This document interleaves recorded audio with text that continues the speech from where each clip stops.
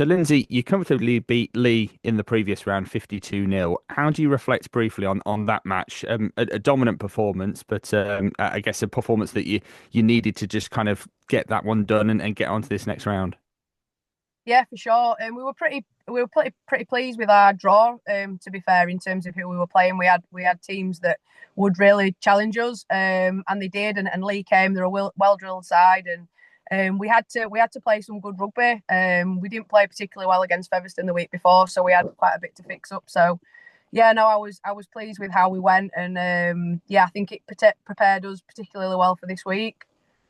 And you're unbeaten so far in those opening three matches against Huddersfield, against Featherstone, and against Lee. Scored over 50 points in all three. Do you think you've been fairly ruthless in those games, both in attack and in defence?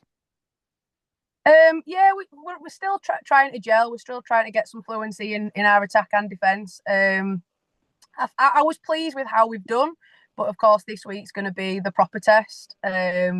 We've got lots of new players who have had the chance over the past three games to get to know the team and how we play. But ruthless, probably not. But we've done a lot of good stuff. So yeah, I'm happy where we are.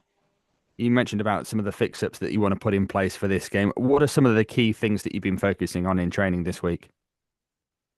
We've got a bit of a process that we approach these games with, in terms of profiling them and watching what they do. It's been pretty difficult given the type of games that St Helens have had, but we've picked up some things. So we've worked on that and making sure our D's as watertight as possible, and then trying to polish a bit of attack and get some combinations going. So yeah, we've had a good couple of weeks. We've had five big sessions focusing on this game, so we'll be in a good spot come Sunday.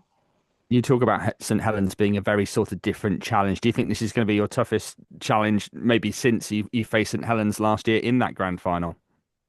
Yeah, most definitely. They've recruited well, haven't they, over the off season? Brought in some experienced players. We've brought in some players, so probably on paper we've both got a better side than we had in the grand final. But obviously we haven't spent a lot of time on the field with each other. So yeah, it's going to be a good one, hopefully, and yeah, put the women's game in a good light in terms of the competitive nature that the fixture will be. Obviously, it's a match that's going to be played at St Helens as well, so maybe a bit of home advantage for them. But being maybe underdogs in that scenario, being on foreign soil, do you think that you can kind of harness that as well? Yeah, we kind of like that tag. It is difficult travelling over there. We've come a cropper a few times having to play at St Helens, but equally we've had some success. So building on how we went about the grand final, we go to a hotel before the game. We prepare properly. We kind of know the scenario for Saints now. So yeah, hopefully those experiences and especially that one from the grand final will stand us in good stead to go there and perform. Obviously, there have been a couple of times where you've met St Helens in the semi-final of the Challenge Cup last year being, I guess, a prime example. How big is the desire to, I guess, go one step further and make it to Wembley this time around?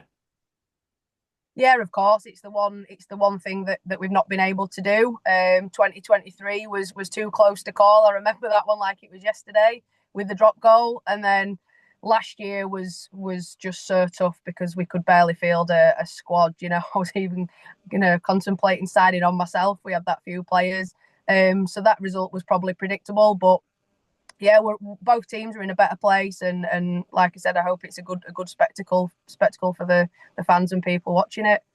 Just looking at your team news, obviously the big headline team news has been Megan Pakulis has left the club this week after signing in the NRL Women's Premiership. How big a loss is she going to be for you? Yeah, huge. It's one of those things that we wish that we'd have known sooner because she probably wouldn't have played in the games, and we'd have probably been able to give other players the opportunity to get some game time over Meg. But she's been, a cornerstone of what we've done over the past probably year. With her work rate in defence, she's an 80-minute middle, carries strong, can ball play, and she's just a mature and experienced leader within the group. So yeah, that will hit us hard, but being able to bring Zoe Hornby in has really balanced it up, and she's brought very similar types of qualities to what Meg offers. So yeah, we're excited to see how she goes.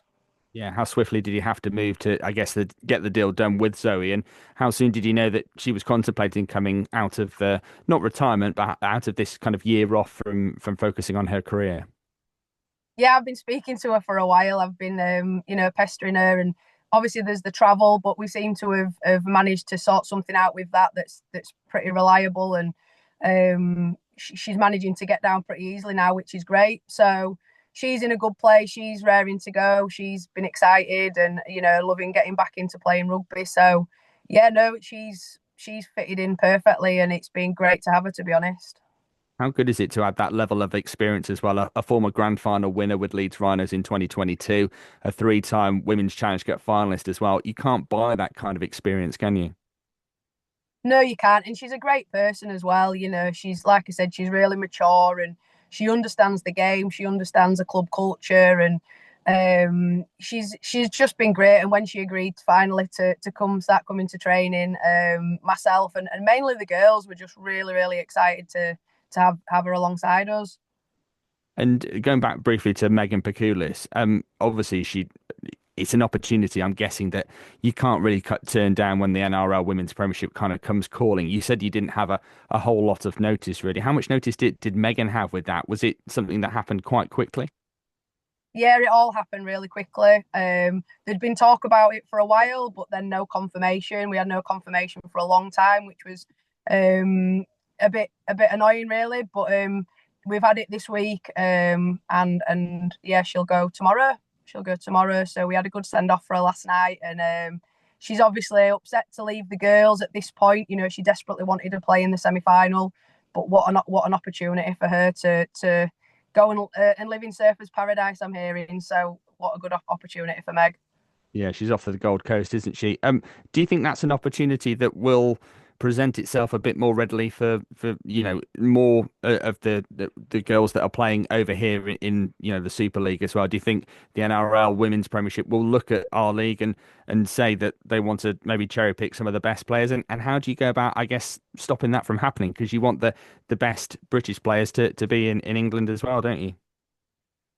Yeah, of course you do. But after the Vegas game and the state of our league at the moment with the blowout games, I'd say I speak to quite a lot of people in Australia, and unfortunately, they probably think our game is a little bit laughable at the moment, which is poor. And I hate having those conversations with how they view it. They do watch it, they are looking for players, but equally they want to see players who are tested week in, week out, and they're not really seeing that. Meg was always on their radar because she won the Vegas Combine last year. She met a lot of coaches over there, and she did impress while she was there. So she was probably a little bit unlucky not to get a contract last year.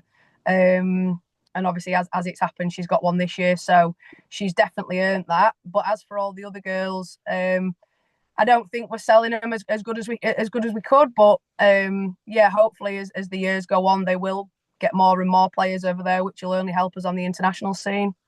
Do you think that Vegas game with England and facing the Gillaroos has done actually the Women's Super League in the UK a bit of damage ultimately? Yeah, a lot of damage. It has. I'm not gonna sit here and lie. I speak to the coaches over there, and the players, and people who are just watching the game, and it's not a great look, unfortunately. But it's happened now, and we've got to do as much as we can to mitigate for that, and hopefully this will be the rocket that our sport needs to put the women's game in a better light, and professionalise a bit more the England setup, and make for more competitive games in our league. And I just wanted to ask you about Jess Sharp as well. I think she's been cleared to play after that tribunal. She was found not guilty of a Grade E biting offence in the victory over the Lee Leopards. What's your, I guess, reaction to having her available, but also being cited for that in the first place? Yeah, it was such an unfortunate event, and it wasn't great for the lead player or for Jess. We are pleased that we got to the right decision. It wasn't an intentional bite. It was just an unfortunate incident, really. But I'm really pleased for Jess because she was extremely distressed by the whole situation, and obviously to have her available is great. Have you got any other selection headaches or potential doubts, I guess, for Sunday? No doubts. We've got a good selection headache. We've got a number of high performing players at the moment that are fit and raring to go, and there's competition for shirts. We've got good depth in the squad. It's just selecting the team that we think can go there and do the job, because ultimately we just need to win by 1 point to get to Wembley. So it's all about probably defensive ability and stability throughout the game, I'd say. Lindsay, after last year, have you been trying to isolate this year to make sure there's no spread of illness?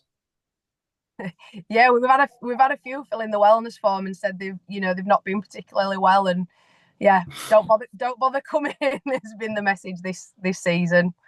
Yeah, but you're far healthier as a group going into this one this weekend. Yeah, absolutely. Touch wood, unless there's an earthquake between now and Sunday, we're good to go.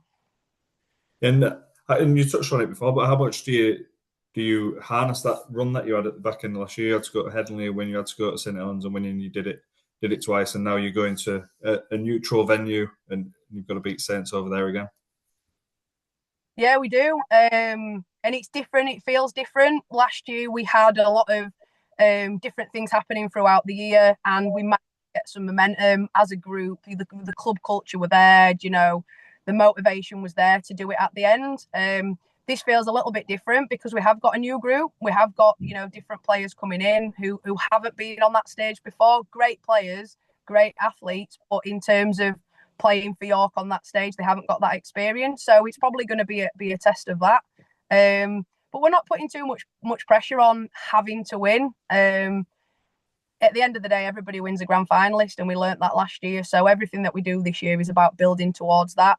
Should we get to Wembley? Absolutely. We're desperate to do that, but we're clear that it's not the be-all and end-all of the season. And how much of a challenge is it knocking Saints off? They've had that trophy under lock and key, haven't they, now for a few years?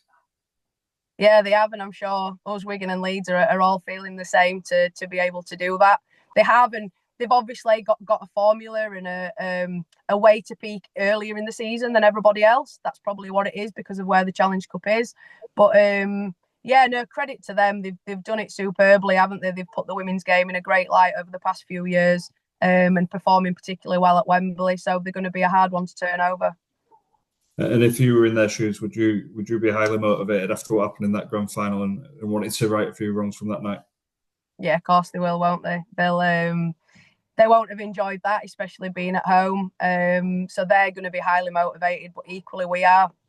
We've watched a lot of footage of the past two semi-finals of the girls crying and, conceding tries. It's not a great look and it's not a great feeling, and we just need to use that emotion to make sure we walk into that stadium as we did at the grand final, ready to go. You all right, Lindsay? Hi, Emma. Just wanted to ask about Izzy Bibi. I know obviously when you had Sinead before her pregnancy, she was that 80-minute hooker, but Izzy seems to really complement her and seem to make quite an impression coming off the bench. Yeah, she is. I've known about Izzy for a long time, and her ability now coming in at the hooker role. We've been really pushing with the Army to get her here. The Army have been fantastic. They're relocating her to Catterick next week. So we haven't had a load. She's literally been commuting from Germany to get to training with us, which has been so commendable and has helped us out a lot. She will play at the weekend, but as I say, she hasn't had loads of training time with us. But I think she got in the Player of the Month, the team, and she went about the season so far, the first 3 games, impeccably. And if she can do that with only a handful of games under her belt, imagine what she's going to be like come the end of the season. So we're very excited to have her as part of the squad. Another one from the Army, Comms, is she going to be available anytime soon? Comms has really struggled because of the nature of her job and her work and her commitment to the Army. She's really struggled to get up. She's still been coming, but she's got other commitments at the moment. So we've been unfortunate that we aren't able to select her. And Jazz Rampton as well, slotting in at centre. She's another one that seems to have made a fantastic impression since she's come in. Plenty of pace, seems really quite hungry to get forward. Yeah, again, another great signing, and we've loved having Jazz as part of the group. She's added a lot, especially to that centre position. She's learning each week, each game. She's getting better and better. So she's probably one of the ones that we're really looking forward to watching at the weekend. Then just finally, I know obviously the Knights have moved their game an hour on so that they can stream before. I know there's a lot of sort of one club mentality with 2 teams. How pleased are you about that? Yeah, it's amazing, isn't it? And the amount of support that we get, especially at the double headers, from the boys, from the coaching staff, and especially from the fans. We've got a lot of support from the club and the city, and it's just fantastic. we're really lucky in the position that we're in with our one club mentality.